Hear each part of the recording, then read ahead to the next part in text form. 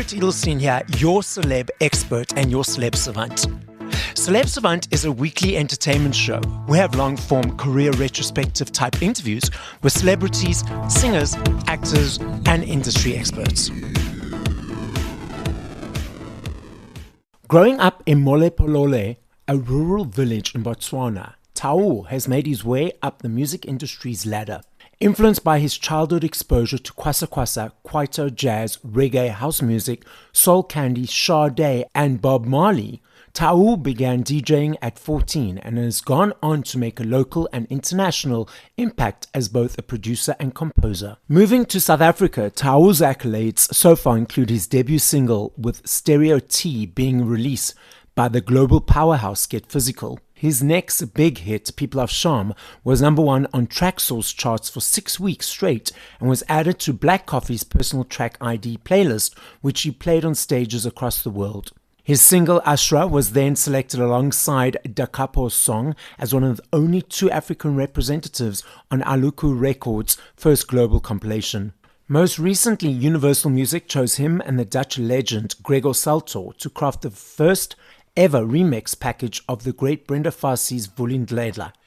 Up next on Celeb Savant, we've got Tau. Where do we find you in the world? How are you doing and what's happening in your life? Barret, thank you for having me on your show. Like I said, it's an honor, man, and I appreciate the time.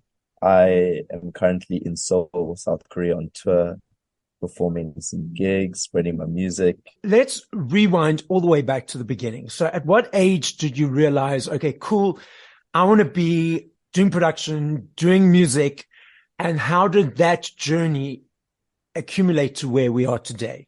I started off standard way a student would, trying to go to university to finish a degree, and I kept missing classes and exams because I was up the whole night making music. And eventually I said, you know what, I'm just going to go where my heart is. Clearly I'm resonating with the music and it's drawing me there. So dropped out of school and I went to study music composition at a school called Emendi in Pretoria, where I learned to write music and score and do studio work. And from there, I went to be mentored by Ryan Murgatroyd, who is actually a maestro at music composition and production. I was very lucky to spend 3 years with him. And because it was COVID, we were just locked in our studio together, and I absorbed a lot of knowledge that led me to have the skills I possess today to be able to create such remixes like the Mango Groove Home Talk remix and compose for brands at Grid Worldwide, where I work. Tell us about the name, Tau. Where does it come from? Why did you choose that? So it resonates deeply with me because my real name is Hamza, which in Arabic translates to lion. In Botswana, they'd call me Tau growing up, which is the Tswana word for lion. And so I chose to use it for my musical alias, so I can draw courage from the name. Whenever I'm in fear or doubt of myself, I just look back at my name. I love that. So is the Home Talk the first remix that you've done for another artist? And how did that collaboration come to be? 3 months ago, I just released an official remix of Brenda Fassie's song Vulindlela, which is one of her biggest songs. So Universal Music approached me and said, we're throwing you a bone. We've got 2 weeks. Can you pull off this remix? The exciting part is that the exact same recordings were given to Major League DJs, Major Lazer, who Diplo is a part of that trio, and the legend Gregor Salto from Amsterdam, an iconic house artist, and we all remixed Vulindlela. My remix sits within that package. I was able to pull it off, and that was the first iconic remix I did for South African artist. It was a great honor, and after 608 witnessed me doing this, I went ahead to reach out to Gallo Records to find a song that we could release on Youth Day. And so they gave us a list, and when we looked at Home Talk, the story behind Home Talk, it was a perfect fit. And so I got the stems from Gallo Records, which they had to convert from analog to digital, literally. Took the old tape recordings, converted it to digital, just for me to remix it, which felt really special. to be honest, for them to have gone through all of that just for me. And so then I began processing the tracks and start to interpret it in my own way. And yeah, so that was the first step. To convert from analog to digital, is that a long process? Is it a massive undertaking? What is the difference between analog and digital? Analog is literally the magnetic tape, which they would record on back in the day before they had the easy way of making music. Where we do on our computers, they were running it on finite tape. So if that ran out, they had to buy some more. The funny thing about tape is as time goes on, it starts to deteriorate. So they were able to convert it to digital while the quality was still maintained. And it's a very classic way of recording, which doesn't exist anymore, well, in our world at least, as producers in the modern age. And so that's the difference. Whereas digital is on our computer, we're able to cut and edit at will as many times as we want. And that gives us freedom and ease of making music that the likes of Mango Group did not have. So when I got those stems, I realized that, wow, this was actually a live jam session of them recording in studio. And they had to get it right in that recording, and you could feel the organic authenticity in these recordings. It was not a computerized standard recording that was perfectly on time. It was waving in and out of time. And so it was quite a challenge for me to work it and turn it into a different tempo, let alone a whole other genre. You mentioned that those tapes don't withstand time. So would recordings now that are digital last much longer potentially because they are digital? Yeah. I mean, the only thing that could deteriorate the digital quality or make you lose it is if the file gets corrupted or you lose your hard drive or you backed it up on. But we've got limitless ways of backing things up now, so it's foolproof. We're very lucky. I always tell artists that it's a privilege to be able to make music the way we do. We're spoiled. Speaking of that, I mean, maybe this was pre your time, but back in the day, we had the physical. We had vinyls, cassettes, CDs, as in the listening audience and how we consumed music. Those are making a massive comeback. I'm not sure if you know, vinyls last year in the UK alone had 5.5 million sales, the biggest sales since 1990. CDs are making a comeback, so cassettes. But then we have the streaming platforms whereby people are listening to music as well. What are your thoughts of the way people consume music now compared to back in the day when it was just physical? I don't think we have the appreciation that people back in the day had because it's so easily accessible as opposed to going into a store, physically buying this record and taking it home with you. If the vinyl broke or you lost it, it was gone. So when you held on to that song, you could feel it. It was in the magnetic tape, like embedded in that vinyl. So that's very auspicious. I'm glad it's making a comeback because I want to feel the music and hold on to. In fact, my first influences were CDs. I collected a massive amount of CDs from the Soul Candy days, which is one of my biggest influences. There's the Soul Candy compilations that they were releasing. I would wait in the Store Musica for them to hopefully be released at the stores near me. Sometimes it would take longer than expected, but eventually I'd find the CD I wanted and take it home with me, put it in the car or in the CD player and get excited and press play. I miss that excitement. There's something so special about that we just don't have. As nice as it is to pop on Spotify and find every song available, it's kind of losing its auspiciousness. And music is so readily available. It's such a large quantity. It's hard to focus on tracks, because you just get distracted with the next release and the next release, and every day you look online and it's 10,000 songs released. So it's a challenge now to make your music stand out. Actually, you've got to be more creative. I still have that experience because I still get my CDs. I budget for a certain amount of CDs every month. Obviously, we don't have a CD store in South Africa anymore, so I have to get it from overseas. And that joy of getting it and ripping it open and I can't wait to play this.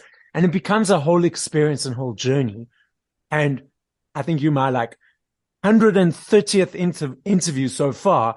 And what a lot of artists have said is that music is like, on Spotify, I don't feel like listening to this 2 minutes in, 1 minute in, like just skip. Whereas if you've paid that energy exchange, you've paid that investment, it allows you to focus on it and have it that whole experience. So I'm also glad, even though I've never moved away or deviated from the physical, I'm glad that it's making a comeback, which is super cool. The intention for Home Talk was inspired for Youth Day in South Africa. What drew you to Home Talk specifically? I know you said you had a list of other songs, but what was it about Home Talk specifically that called to you? I'm a rebel at heart. And when I look at Mango Group, their very existence is rebellion against the apartheid regime, which stopped white and black musicians working with each other or even performing with each other. So they like I said, the very existence was going against a very powerful opposition. And so when they made the song Home Talk, it was to honor the homecoming of the exiled people that kicked out of South Africa for their various opposing political views or just their color. And I said, the song stood for something. And our generation are making music. They're making music just to build their Instagram following or build their Spotify numbers. But these people made music to change a generation and make them think differently and feel differently and enforce a change in them. So I'm like, damn, I wanna have that kind of power with my music. I wanna be able to make a change in people's consciousness with the song. So I chose this track for us as 608, made a collective decision. 608 being the live experience, experiential division of Grid Worldwide, whether we're using music, fashion, art, creativity. We do everything with meaning. We don't just put out work. We find layered depth in everything we do. So they actually pushed me also towards this, that I should follow through with this record because it has great meaning, great purpose. And now I'm seeing the fruits of it. And what's next for your journey? You're busy doing touring in South Korea. What's the dream? What's the next steps? All right, it's such an exciting time in my career. I've got a lot brewing in terms of really big records, which we've already tested out globally. The likes of Black Coffee and Shinza are dropping these songs. I'm looking at the videos of them playing it for thousands of people in the likes of Ibiza, Tulum, Bali, Morocco, Spain. If I show you the videos, it's quite inspiring. So these songs are yet to be released. I have a song with Knock Music and produced by myself and Kususa, a duo. We've just made a hit song recently with Zakes Bantwini called Asanda. That's top radio charts, and that song is yet to drop. So I'm hoping the music can lead me to go and visit other countries and perform and tour as my fan base grows globally. Currently, my music's playing in over like 140 countries just on Spotify alone. So I'm looking to visit the countries where my music is playing and physically play my own music for these people. So that is my goal. The difference between doing a remix for a song that's already been, like the Mango Groove song, and then creating a new song from scratch. How is that for you? It's very daunting to rework a classic song that has been a hit because you have to live up to the standard. You have to maintain the memorabilia and the sentiment behind it and make sure you contain that feeling while reinterpreting it. It's a responsibility. It's an honor. It's a task at hand. When creating a fresh song, you have all more freedom to just explore the ideas and just create from your heart instantaneously without much overthinking, or there's not so much stress behind it as well, and the pressure isn't as much. So it is a more organic process when it comes to making your own song from scratch. So it's more like a blank canvas. Whereas if you're doing a remix, you've already got the painting and it's sort of like a paint by number, so to speak. Exactly. Okay. Spot on now. So I know if I had to ask you this next question in 4 days, 4 hours, 4 minutes, 4 weeks, I recognize that your answer will be different every single time I ask you this question, and I understand that. I'm not necessarily saying favorite, but if you had to push play to 5 songs by other artists once we'd finish this conversation, what would those 5 songs be and by whom? That's a saucy question, sir, with limitless answers. Man, I'm looking for a music that is fresh, that is different. Even though I make house music, I'm going back in time to reminisce on the likes of Miles Davis. Mm. I am finding new artists from places in strange remote areas, like a village in Botswana. Some guy sent me a song, DJ Kaz, for instance. It's a beautiful record. I'm finding a Korean K-pop song, which inspires me by BTS right now. I heard a track and I never understood what the whole hype was about, but I heard a fantastic song recently. And second of all, my own music. I sit sometimes and just listen to the music you see out on my Spotify channels. It's just the tip of the iceberg. I'm sitting on massive catalog of music that I'm currently producing. And I am also a huge fan of Sade, Bob Yes. Marley. The podcast is listened to throughout the world. So as a final message to the listening audience, what would you like to say? I would reiterate the message that 608s and I have pushed with the song, that create with the cause, create beautiful change with your music, because art can revolutionize a whole generation. It can redefine our environment, our destiny. Don't underestimate it. It's the most powerful tool we have right now.